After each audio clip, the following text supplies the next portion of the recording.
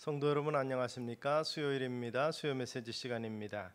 오늘은 우리의 믿음에 대해서 베드로가 우리가 소유한 것이 금보다 귀한 것이다라고 말씀하신 것을 보면서 시험 당할 때에 또 곤란할 때에 위로 얻고 힘을 얻는 비결에 대해서 말씀하신 것을 보면서 같이 은혜를 얻고자 합니다.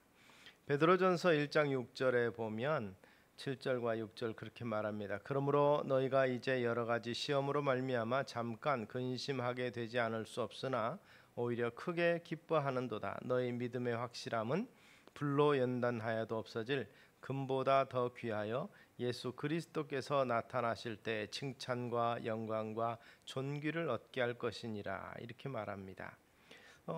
이 속에서 우리는 본문 속에서 베드로전서를 통해서 베드로가 이야기하고자 하는 바를 몇 가지 발견할 수 있는데, 여러 가지 시험으로 인해서 오는 근심은 잠깐일 수밖에 없다는 것을 이야기하므로 장구한 걱정과 염려와 이런 것들에서 벗어나기를 우리에게 권면하고 있습니다.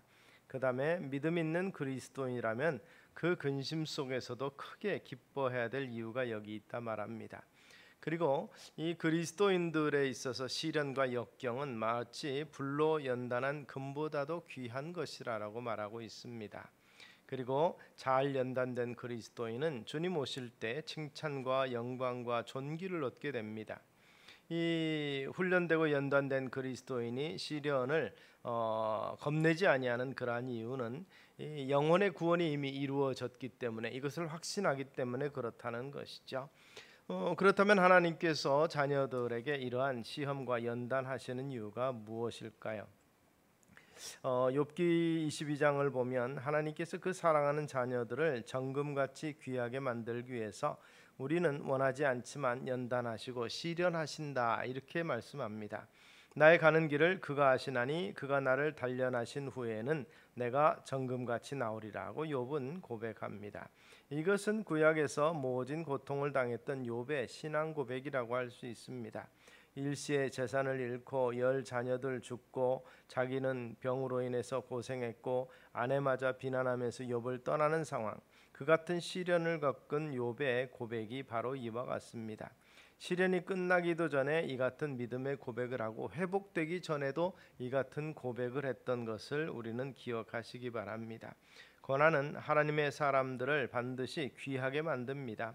하나님의 사람을 괴롭히는 것이 아니라 하나님의 사람을 귀하게 만들고 정금같이 나오리라는 이러한 고백 같은 고백을, 신앙 고백을 할 수 있게 만들어주는 연단이라는 것을 우리는 기억하셔야 될 것입니다. 그리고 시편 기자는 이렇게 말합니다. 고난 당하기 전에는 그릇 행하였더니 이제는 말씀을 지키나이다.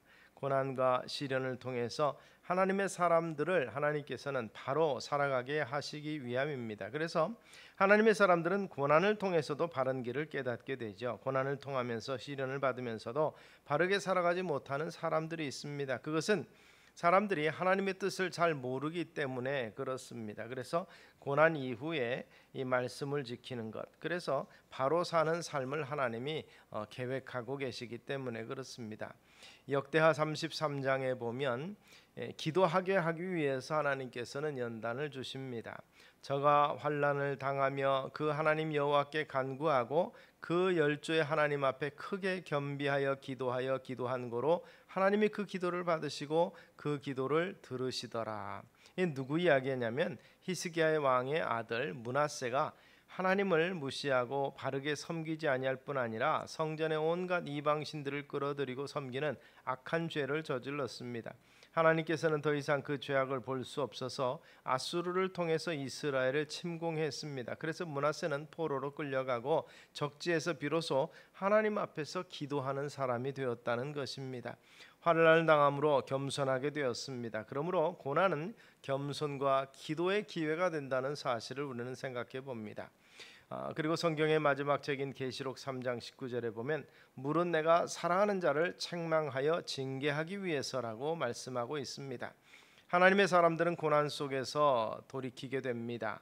하나님의 사람이라도 고난이 없으면 자기 잘못을 뉘우치고 돌이키지 아니하고 살아갈 수 있습니다. 그렇기 때문에 하나님께서 우리를 종종 연단하시고 시련하신다는 것이죠. 시련을 주신다는 것입니다. 여기서 우리는 연단하시는 하나님의 뜻을 발견할 수 있는 것입니다. 의미 없는 고난은 없고 무가치한 연단은 없다는 것을 우리는 발견할 수 있는 것입니다. 우리가 받고 있는 연단 속에는 반드시 하나님의 기쁘신 뜻이 있다는 것을 외면하지 아니하고 고난 당할 때 연단이라 생각하며 이 하나님의 훈련 과정을 무사히 마칠 것을 생각하고 그 뒤에 얻어지는 상급을 바라보면서 소망을 잃지 않는, 그리고 인내 감당하시면서 하나님의 거룩한 그 계획 가운데서 하나님 앞에 참으로 영광스러운 존재가 되기 위해서 힘쓰시는 저와 여러분 되시기를 주의 이름으로 축원합니다. 기도하겠습니다. 살아계신 아버지 하나님, 은혜를 감사합니다. 연단 있을 때에 시험과 환난이 곧 하나님의 연단임을 생각하면서 금보다 귀한 그 믿음으로 서기를 원합니다. 아버지 하나님, 성령께서 저희들이 곤고할 때 붙잡아 주시고 넘어지지 않게 하시며 곁길 가지 않게 하여 주시옵소서. 그리하여서 우리 하나님 보시기 합당한 모습으로 참으로 정금 같은 모습으로 세워지는 우리가 되기를 소원합니다. 함께 하옵소서. 예수님 이름으로 기도드리옵나이다. 아멘.